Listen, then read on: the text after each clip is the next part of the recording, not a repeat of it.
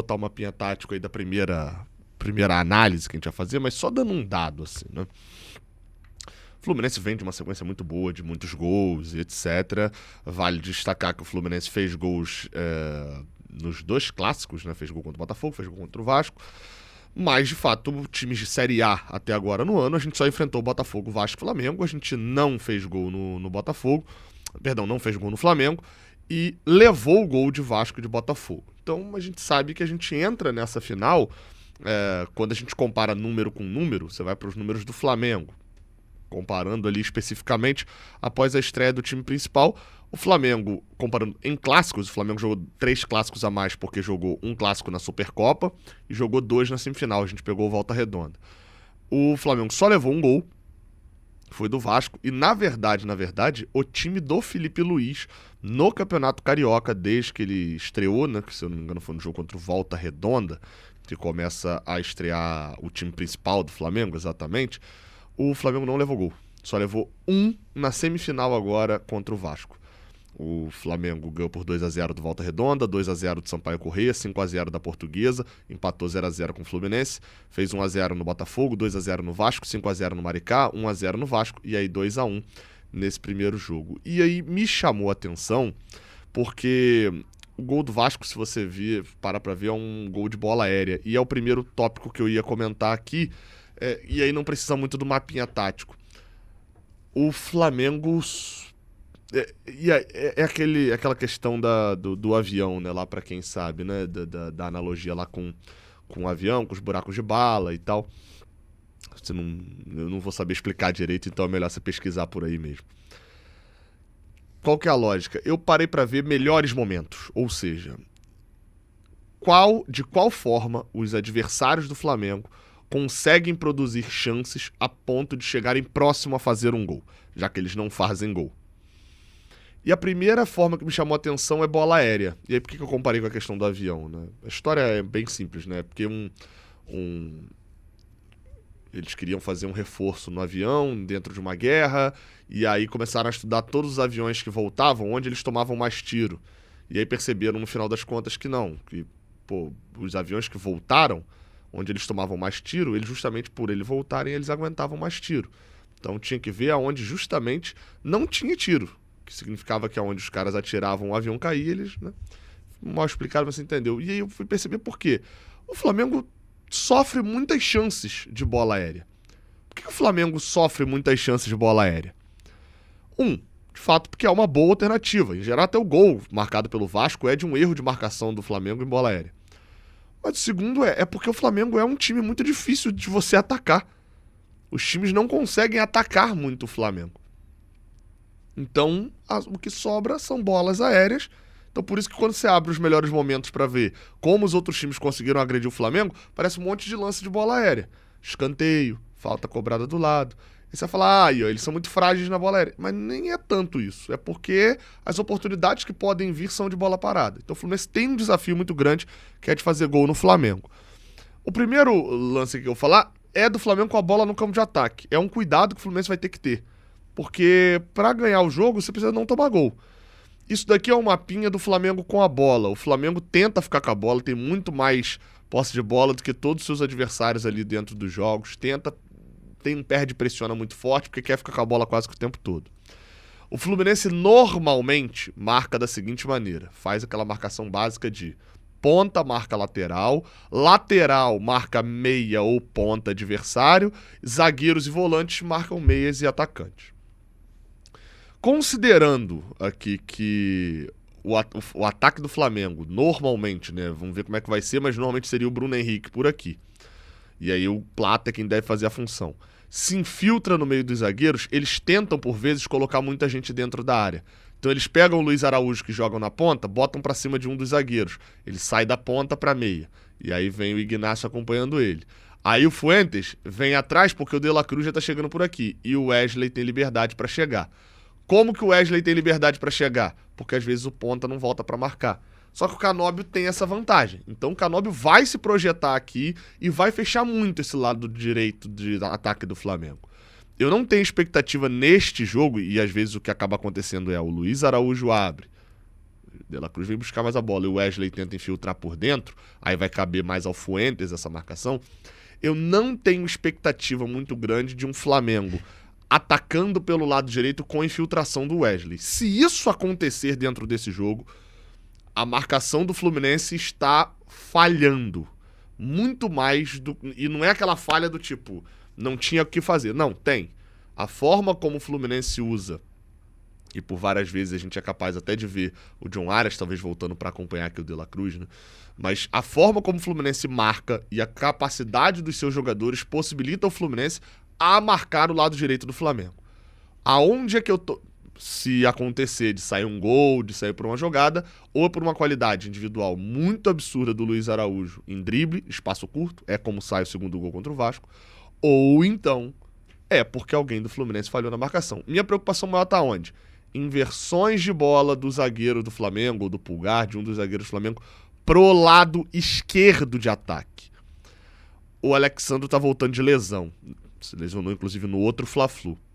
O Ayrton Lucas tem uma chegada mais forte à linha de fundo, né? Nesse ponto eu dou graças a Deus que Cebolinha e Michael, mas principalmente o Cebolinha não tá disponível pro jogo, porque é um atacante que ataca muito esse lado esquerdo. Essas inversões de bola, com o Alexandro, por várias vezes aqui, recebendo nas costas da marcação, poderiam ser perigosos. Porque se o Flamengo ameaça atacar pelo lado direito, você começa a fazer isso aqui, né? Você fecha pro Ignacio ser a sobra, marcou tudo assim, o Otávio talvez despenda um pouquinho mais pro lado de cá e tal, o Rascaeta centralizou mais, e aí você tem o Guga mais preocupado com o Gerson, e aí um lançamento que vem pra cá, pega o Alexandre. Se você pegar o Fla-Flu, o Flamengo tenta o tempo inteiro esse lançamento nas costas do Guga. Por quê? Porque deste lado aqui quem estava marcando era o senhor chamado Riquelme Felipe no primeiro tempo. O Riquelme Felipe não é um jogador ainda com calço de profissional para poder bancar uma marcação contra um Ayrton Lucas, contra um jogador de mais intensidade física. Não à toa que saiu naquele Fla-Flu. Óbvio, o calor fez muito efeito naquele jogo, eu não tenho dúvida disso, mas ainda assim é preciso destacar que o Riquelme Felipe não é o mais indicado para a gente não levar os gols. Gabriel, mas ganhar precisa fazer gol, né? Sim, precisa fazer gol. Quais são as oportunidades do Fluminense fazer gol? Bola aérea. Vou começar pela mais simples, pô. Bola aérea.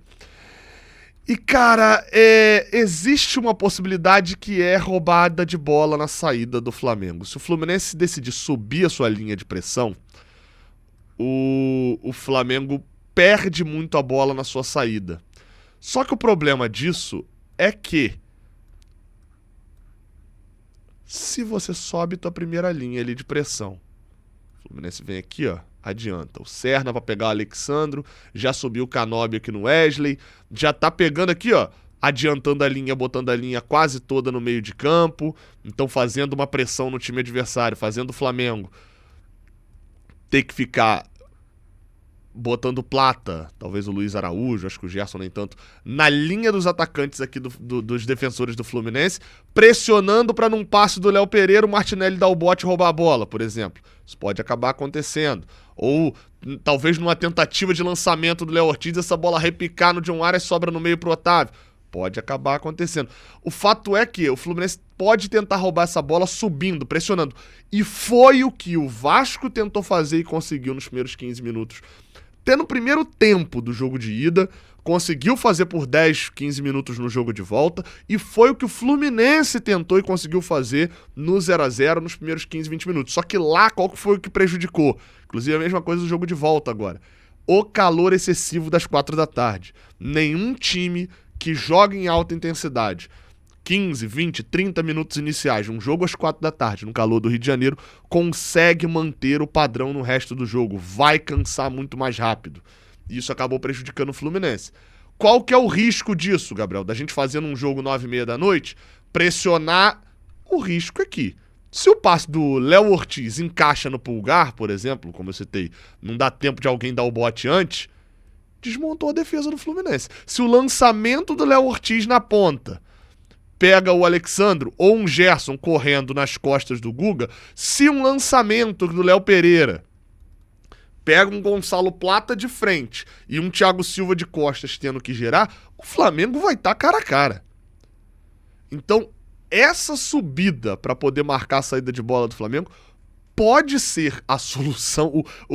A diferença entre o remédio e o veneno é só a dose, né? Não tem essa parada? Pode virar isso. A melhor maneira do Fluminense fazer gol no Flamengo é se arriscando. E é uma situação muito difícil. Eu dei o número aqui pra vocês. O Flamengo tá com Bruno Henrique lesionado, Michael, Cebolinha. Show de bola, irmão. Dito isso, o primeiro gol sofrido pelo Flamengo no ano, esse Flamengo aí, né? Não tô considerando o Flamengo que enfrentou o Nova Iguaçu, Madureira e Boa Vista, porque era um time que, só pra vocês terem noção, tá? Era um time que tava escalado o seguinte, contra o Nova Iguaçu. Diogo Alves, Daniel Salles, Pablo, Felipe Vieira, Zé Wellington, Ryan Lucas, Fabiano, Thiaguinho, Lohan, Guilherme Gomes e Carlinhos.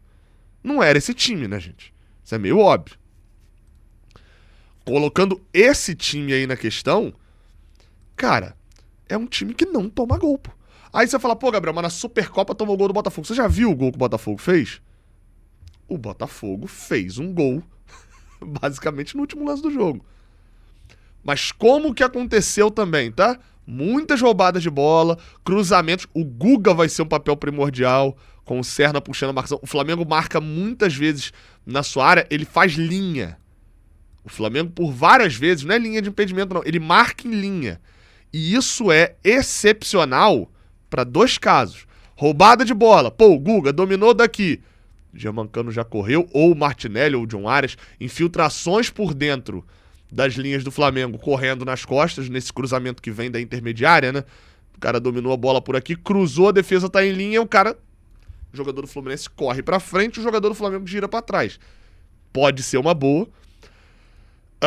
E nessa tem o Canóbio também, né? Porque às vezes a linha fecha um pouquinho mais. Você tem o Martinelli, pode ser o elemento surpresa, ou o alimento surpresa, como diria um amigo meu lá. Aqui, ó, se o Serna infiltrou aqui pelo meio, o Alexandre tem que sair no Guga. O Gerson tá pegando a linha de passe. Você já tem Germancano com o Léo Ortiz. O Arias infiltrou, o Wesley tá. Tem o Canóbio no segundo pau. É uma bola parada, mas é assim que sai o gol do Vasco, tá? O gol do Vasco vem de uma falta justamente assim.